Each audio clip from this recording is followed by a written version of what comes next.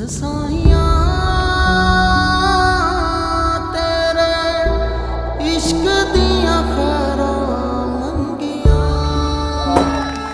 منم میخوام تولد 5 سالگی تو بگیرم نه 50 سالگی تو. خدا شما پدر و دختر رو برای هم نگه دوست دارم.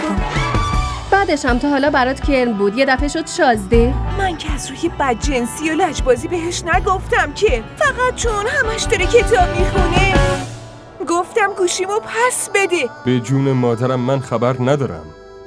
برای 80,000 تا حتی اگه مادرتم بمیره واسه تو که بد نمیشه. لطفاً مادرها قیمت ندارم، چه مادر شماها باشه چه من.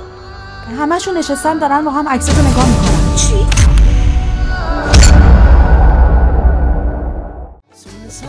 کانال ما رو سابسکرایب کنید. حمایت شما به ما روحیه میده.